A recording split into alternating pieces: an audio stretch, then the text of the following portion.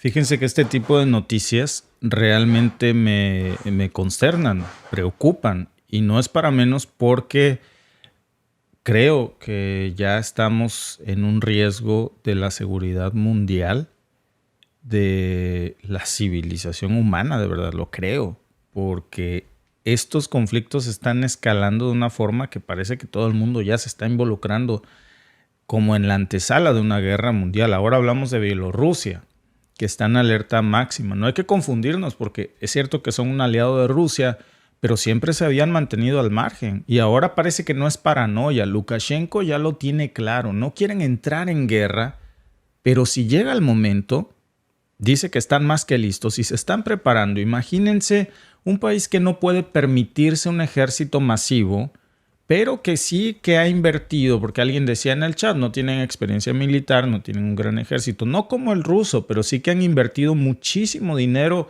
en actualizar su tecnología militar como nunca antes, pero también tienen una posición geopolítica estratégica en donde tienen ahí desplegadas armas nucleares rusas. No hay que menospreciar su papel. No hay enemigo pequeño y menos Bielorrusia. Tienen drones, tienen equipo de guerra electrónica, tienen entrenamiento constante ruso. ¿Quién en su sano juicio haría todo eso si no hubiera una amenaza real? ¿Quién en su sano juicio invertiría tanto dinero en modernizar a sus tropas? Y literalmente ayer hacen un llamado a la guerra. Y básicamente lo que dice Lukashenko es hay que prepararse para la guerra porque está aquí enfrente. Y se lo dijo a sus tropas. Entonces, no se trata solamente ya de una cuestión de mostrar músculo o de asustar a la OTAN o a Ucrania. Es supervivencia pura. Lukashenko lo dijo claramente ayer. Visitó un campo de entrenamiento militar. Esa fue la ocasión. Y leo sus palabras porque me parece que es importante decirlo tal cual. Dijo, no queremos pelear, pero si es necesario, estamos preparados para hacerlo. Y entonces uno se pregunta, ¿qué está viviendo Bielorrusia? ¿Qué es lo que está pasando ahí? ¿Qué es lo que ellos están viendo que los demás no estamos notando o que los medios de comunicación no nos quieren decir? Miren, la zona ya de por sí era un polvorín. Está la guerra en Ucrania, hay una presión constante de Occidente, hay tensiones internas que no desaparecen, pero algo ya está más claro. Están poniendo todo en orden y están preparando a sus tropas porque saben que las cosas se van a complicar y saben que tendrán que entrar a la guerra muy pronto y ese pronto puede ser en las siguientes horas, días, semanas, no sabemos. Pero miren, hablemos de datos concretos. En los últimos años, Bielorrusia ha reformado su ejército 5 veces. Parece una locura, pero la experiencia en Ucrania ya les ha enseñado que el mundo está cambiando totalmente. Ya no se trata solamente de tener soldados y tanques de guerra. Al contrario, eso es tal vez lo que menos tienes que tener en una guerra. Ahora Bielorrusia tiene claro que si quiere ganar una guerra, lo que necesita tener es drones. Muchos drones. Y sobre todo, un excelente nivel de guerra electrónica. Esas dos cosas son a las que le está apostando Lukashenko. Y miren, no se anda con rodeos. Y además sabe que es tal vez algo que ha estado adoleciendo no solamente en Rusia y en el mundo. Lukashenko ha visto la guerra detrás de la vitrina y ha visto que la predominancia de los drones es vital. Lo dijo ayer, no hay victoria sin drones, así de claro. Así que ahora, ¿qué es lo que está haciendo Lukashenko? Pues está adaptando su país a eso. Y en lugar de tener un ejército gigante que no lo tiene ni lo quiere tener, y yo creo que muchos, repito, nos vamos con esa impresión de no tienen un gran ejército. No es necesario que lo tenga. Le están apostando todo a la tecnología militar. Están desarrollando ya, de hecho, sus propios vehículos aéreos no tripulados, bielorrusos. Y lo más importante es que ya saben cómo funcionan los equipos de la OTAN a través de Rusia. Ya saben cuáles son sus puntos débiles. Se están preparando no solamente para fabricarlos, que ya los están haciendo, sino para usarlos en condiciones de combate real. Si lo ocupa o no, va a haber alguien que sí. Si no lo ocupan, alguien se lo va a querer comprar y ese alguien, por supuesto, que es su amigo Vladimir Putin. Nada de juegos, nada de entrenamientos o simulaciones. Se está hablando ya de algo real, algo que es una verdadera batalla que está en puerta. Y si, miren, si pensamos en todo esto, las cosas tienen sentido, porque ¿qué papel juega Occidente en todo esto? ¿Y cómo parece que ha estado acercando a Bielorrusia porque lo considera una amenaza? Si Bielorrusia fuera una cosa insignificante, que no tiene el gran ejército, pues ¿para qué meterse con él? Pero lo que vemos, que no es un secreto además, que hay una presión constante de un país miembro de la OTAN como Polonia, pero también de Ucrania, que ha estado concentrando miles de tropas, más de 37,000 tropas entre Polonia y Ucrania están concentradas en las fronteras bielorrusas como queriéndolos rodear. Algo están planeando: desestabilizar Bielorrusia. ¿Y por qué? Por una razón muy poderosa, porque hay que recordar lo que pasó en el 2021, cuando en ese momento, por cierto, junto con el comienzo de la guerra en Ucrania, por ahí se estaba también revelando una nota que a lo mejor a muchos se nos pasó desapercibido en ese momento. Había un plan para asesinar a Lukashenko, para derrocarlo de su gobierno. Ese no fue una simple conspiración de novela, fue algo real y orquestadísimo por Occidente. Incluso hasta un documental le hicieron a los opositores de Lukashenko.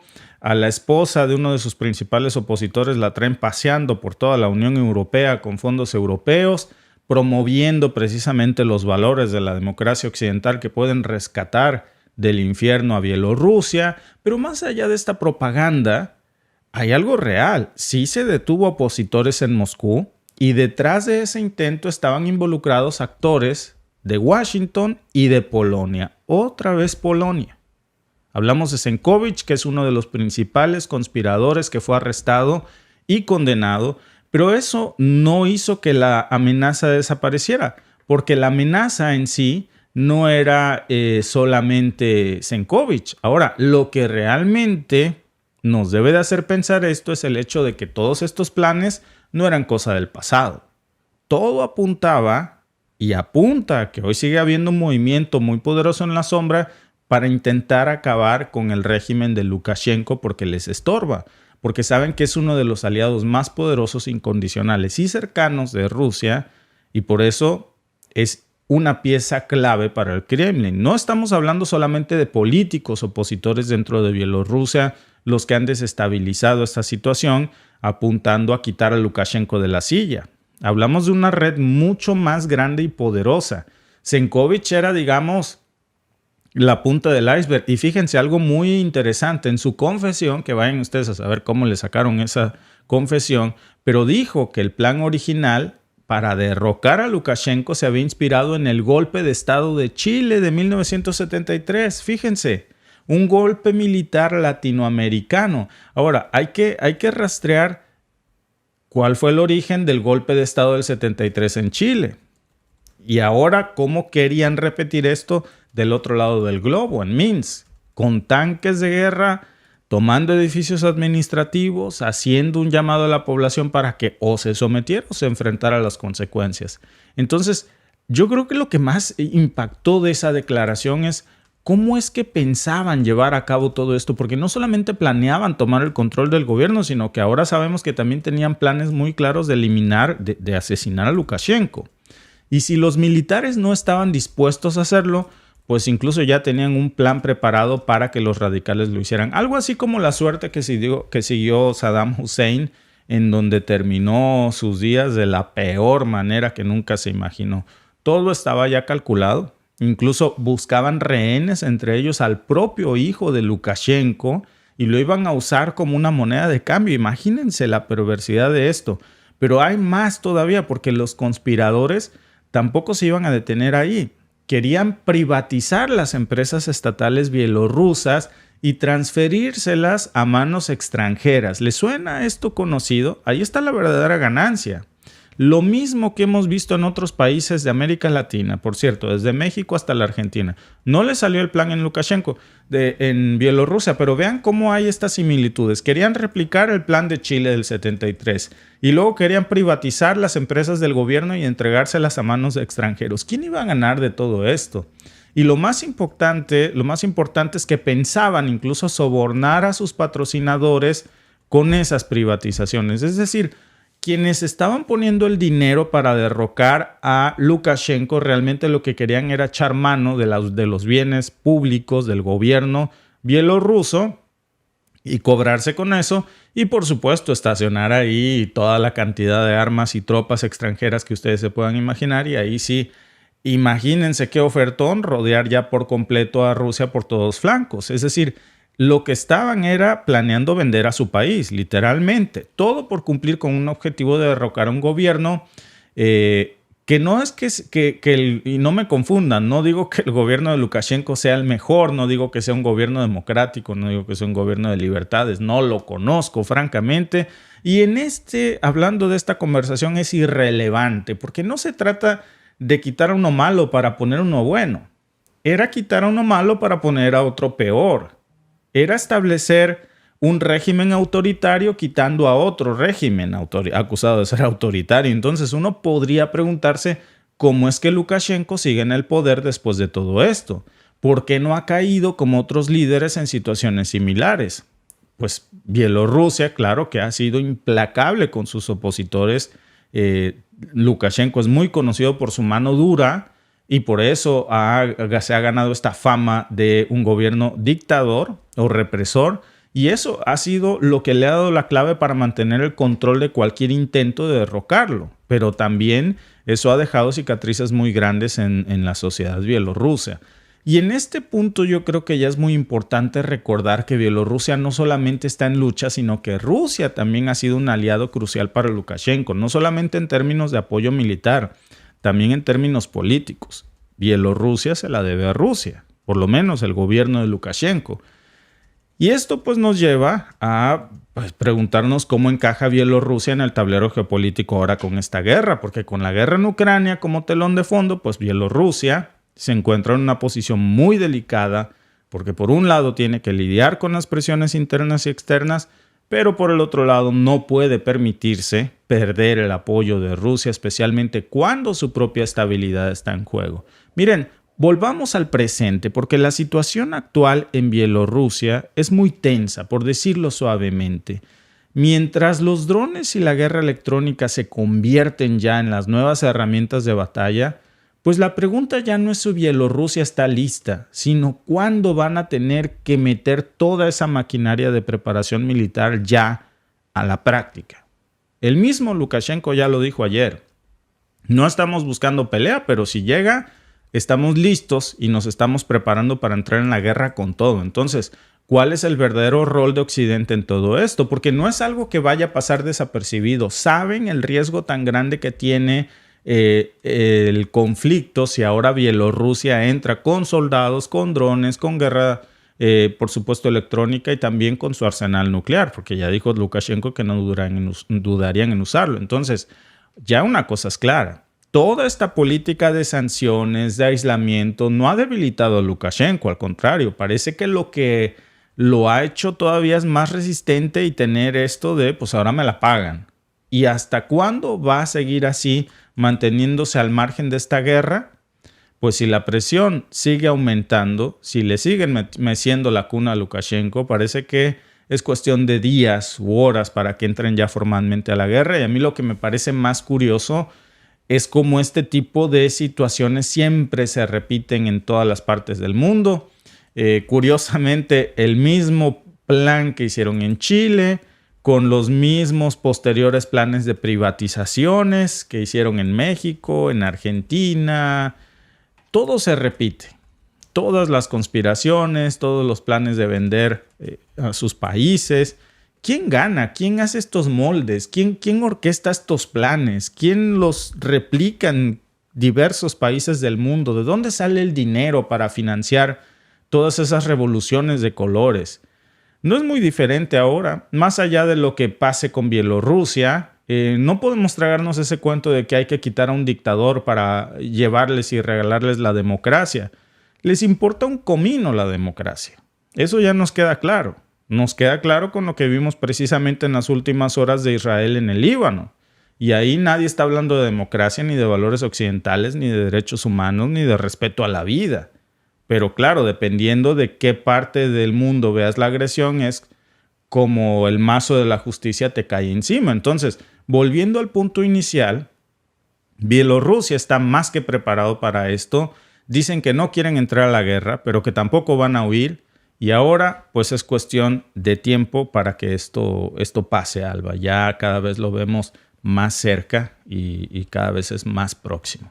Sí, como yo mencionabas hace rato del documental que le dedicó DNW a Lukashenko cuando justo estaba iniciando la guerra. Por ahí del 2021, precisamente. Sí, precisamente. Lo pueden encontrar porque por supuesto que lo tienen y Era analícenlo. propaganda Es pura. una propaganda. Y no estoy diciendo que el señor sea un santo, porque en política no hay santos, hay intereses. Y los intereses pues van dependiendo a lo que le convenga, al que esté sentado en el poder, a los aliados o al país. Así son las cosas. Aquí no hay de que, es que son tan buenos que llevan la democracia occidental a todos lados, o son tan buenos que miren que están salvando al mundo. Eso es mentira, eso es una falacia. Lo llevan la democracia a donde hay recursos naturales, llevan la democracia en la que pueden llevar grandes ganancias para los que los ponen en el poder. Así se mueven en todos lados. Aquí no hay madres de Teresas de Calcuta que estén salvando a la humanidad porque son muy buenas personas. Son intereses lo que corren al mundo. Pero entonces veíamos, cuando salió el documental dije, por supuesto, el señor no es un santo. Pero pintan a la señora que la traen por todos lados, que es la esposa de un opositor de Lukashenko que está detenido en la cárcel por ser opositor. Y la señora dice que no estaba metida en la vida social y política menos. Entonces detienen a su esposo y ella mágicamente decide saltar a la vida pública y a la vida política y tomar el lugar que tenía su esposo. Pero ella no trabaja. Ella está 24/7 metida en la vida política. Su esposo está en la cárcel, entonces dices, ¿de dónde vive la señora? Porque si no trabaja, tampoco era que el señor fuera millonario. Tenía un pequeño negocio que dejó de producir porque el señor está preso. Svetlana Tsikhanouskaya se llama. Sí. Svetlana Tsikhanouskaya y su esposo se llamaba Sergei Tsikhanouski. Sí, entonces dices, ¿de dónde vive la señora? Porque millonarios no eran, ella lo dice. El negocio del que vivían dejó de producir y tiene niños pequeños. Pero la señora anda por toda Europa viajando y tiene para sus viajes y todo. Sobre todo que ella llega a la Unión Europea y la reciben como la señora presidenta cuando no lo es. Entonces digamos que es el Guaidó de Venezuela que lo andaban trayendo por todo el mundo, pero no era la presidenta. De hecho, supuestamente ha salido ella en las elecciones, pero no ha ganado. Entonces dices, ¿cuál es el interés de poner a la señora? Obviamente la señora está de acuerdo con la agenda que trae la Unión Europea y está de acuerdo con todo lo que le están proponiendo porque son los que la financian, son los que le pagan, son los que le mueven y la llevan a todos lados. Entonces, por eso es que en ella ven la democracia. Si la señora en algún punto deja de ser una pieza fundamental para ellos, van a encontrarse a otra presidenta legítima de Bielorrusia que la van a andar paseando por la Unión Europea. Así es esto. En su momento, como también estábamos viendo ayer, ¿no? Que supuestamente Zelensky dice que en noviembre se debe acabar la guerra. Decíamos, puede ser las elecciones. O puede ser que en ese momento ya le haya avisado Washington que van a hacer el relevo para vender la falsa idea de que hay una democracia en Ucrania, que es lo que estábamos diciendo. Desde en mayo Zelensky tuvo que dimitir. En marzo tuvo que haber llamado a elecciones porque ya se cumplieron sus 5 años. Pero dijo que como estaban en guerra no podía llamar a elecciones. El detalle es que cuando él ganó la elección ya estaban en guerra. En el 2014... el que fue el antecesor ganó la elección cuando fue el referéndum del Donbass y el Donetsk. Entonces en guerra han estado y las elecciones no se han parado. Se pararon en este momento porque a él le convenía. Su familia está muy bien cómoda en Europa, como el caso de la señora, la presidenta de Bielorrusia, que ni siquiera vive en Bielorrusia, que solo va a hacer campaña, que por cierto ni se le junta casi gente, pero para el documental le metieron y le llevaron periodistas y le hicieron una historia muy bonita. No dudo que la vida de la señora sea muy bonita, pero lo que nos están vendiendo es una vil propaganda. Le hicieron el documental porque la señora se alinea con los intereses que tiene la Unión Europea en Bielorrusia. Pues claro. Si la señora tuviera otros intereses, que fuera, digamos, la contraparte de Lukashenko, pero que se alineara un poco a los intereses rusos o que quisiera acercarse a Rusia, siendo la contraparte de Lukashenko, no le hacen un documental. Mira, ¿quieres que te cuente un chiste? Su familia, como tú dices, no tiene negocios, no vienen no son una familia de empresarios. Se la pasa viajando a veces incluso en vuelos privados, Sí, la señora, se mueve en etcétera. puro vuelo Sí. privado. Tiene personal de seguridad, está en la Unión Europea. Ahora, ¿cómo comenzó Sergei se llama Tsikhanouski?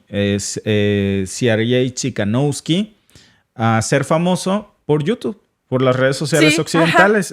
Pues, mágicamente se hizo viral. Su canal se llamaba... por aquí lo tengo, tiene un nombre, Un País para la Vida, sería la traducción de su canal. Un País para la Vida. Fíjate cómo inicia su canal. Así ya, Un País para la Vida. Digo, el cuate estaba una vez trabajando y dijo, voy a hacer un canal que se llame Un País para la Vida. ¡Pum! Al otro día cayeron 10 millones de vistas y empezó a hacerse viral. A los bielorrusos habían YouTube y no les apareció otra cosa más que Un País para la Vida. Al final, bueno, lo mete Lukashenko a la cárcel. Sviatlana Tsikhanouskaya ahora ha tomado su lugar, incluso ha sido candidata. ¿De dónde se financia? En términos de financiamiento, Tsikhanouskaya y su movimiento reciben un apoyo principalmente de la Unión Europea, Estados Unidos y Canadá. La Unión Europea desde el 2020 ha destinado 140 millones de euros, Alba, alrededor para apoyar a fuerzas democráticas de Bielorrusia, porque hay que llevarles la democracia. Así nos cueste 140 millones de euros. Es poco. Canadá le mandó $1 millón Ah. para medios independientes bielorrusos, porque también, fíjense, o sea, No, bueno. Trudeau le manda $1 millón para los medios independientes rusos y Trudeau pone la ley C-11 para bloquear a los medios independientes aquí en Canadá y no los puedes ver en Facebook ni en Google. O sea, en las redes sociales no puedes consultar notas que no sean increíble, ¿no? Pero bueno, le mandó $1 millón para esto. Noruega también le ha mandado €1 millón y así es como se financian. Básicamente es el G7 y la OTAN la que le ha dado este financiamiento a la señora Sviatlana Tsikhanouskaya. Ahora, yo no conozco a la señora, no conozco sus discursos más allá de la propaganda que DW muy seguido pasa. No juzgo sus intenciones reales, tampoco hemos vivido en Bielorrusia para saber qué es lo que están pasando, pero sí que el hecho de saber de dónde viene el dinero que la financia y la cantidad tan multimillonaria que recibe, nadie en este mundo... Vete al banco y diles que te presten $1,000 así como así, a ver si te los dan, sin una garantía. Así funciona la economía capitalista. Ahora, ¿ustedes creen que alguien les va a dar 140 millones de euros sin tener una garantía de algo? ¿Cuál es esa garantía? Todas las empresas de Bielorrusia. Esa es la realidad. Los recursos naturales de Bielorrusia, que Bielorrusia abandone los tratos comerciales o los tratos o los lazos de amistad que tiene con Rusia y entonces se alinee con la Unión Europea. Eso es lo que están buscando. Como les decía, o sea, no dudo que la señora tenga muy buenas intenciones. Su plan de gobierno ni siquiera ella lo sabe. A ella le dan los discursos. Claro, de hecho, claro. hay una güera que está con ella que se me olvidó el nombre. Es una señora rubia. Sí, pues todas son rubias. No. La señora tiene el cabello castaño.